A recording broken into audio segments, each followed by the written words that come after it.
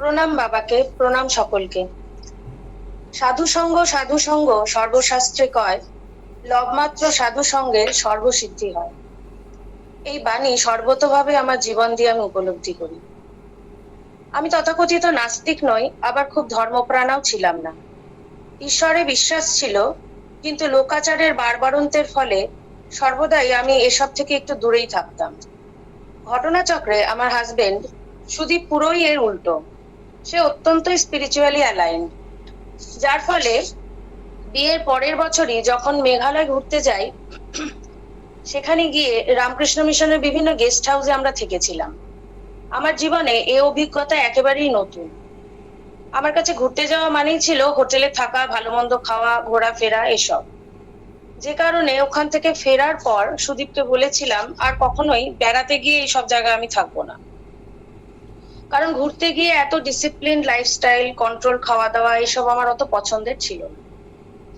কিন্তু ওনাদের আরতির প্রার্থনা সঙ্গীত আমাকে ভীষণভাবে আকর্ষণ করেছিল। আমি ফিরে এসে ওই প্রার্থনা সঙ্গীতগুলো মনে মনে গাইতাম।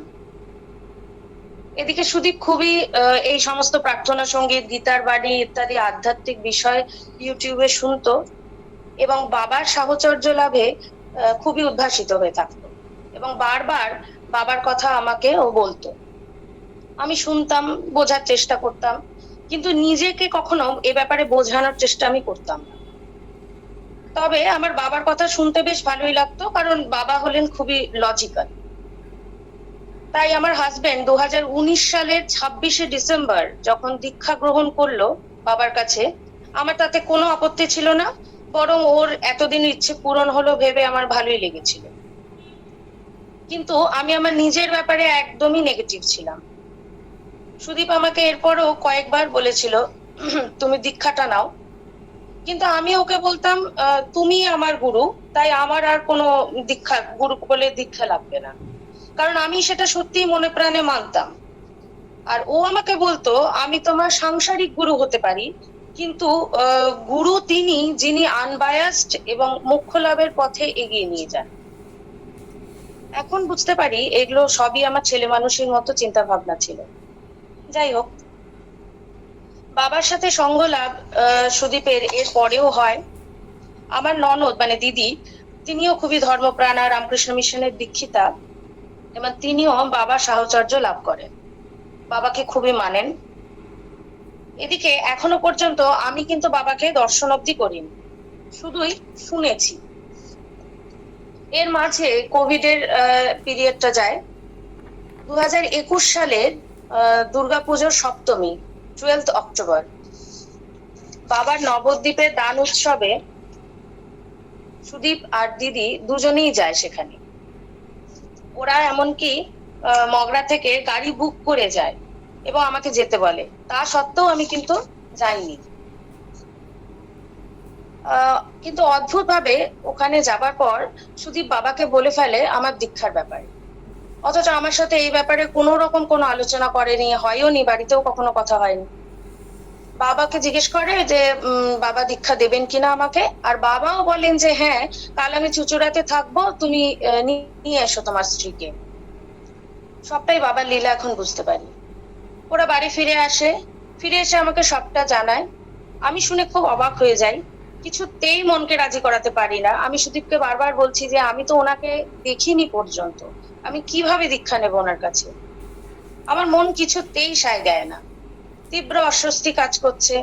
রাতে ঘুমোতে গিয়েও তখনও সুদীপ বলছে যে যদি তোমার ইচ্ছে না হয় তাহলে তুমি আমাকে ওখানে জানিয়ে দেবে, আমি বাবাকে বলে দেব। আর আমি তখনও ওকে বলছি যে না, আমি নেব না। এই টানাপোড়েন চলতে থাকে। পরের দিন 13ই অক্টোবর 2021, দুর্গাপুজোর মহা অষ্টমী, সকালে স্নান সেরে আমি, দিদি আর আমার 3 বছরের ছেলেকে নিয়ে চুচুড়ায় অর্চনাদির বাড়ির দিকে রওনা হই। যেতে যেতে আমি শুধুই ভাবছি কেন যাচ্ছি, আমি তো মন থেকে কিছুতেই মেনে নিতে পারছি না, কেন দীক্ষা নেব। এমতো অবস্থায় অবশেষে পৌঁছলাম। গিয়ে দেখি বাবা ঘর থেকে বেরিয়ে সোফাতে এসে বসলেন আর আমাদেরকে বসতে বললেন।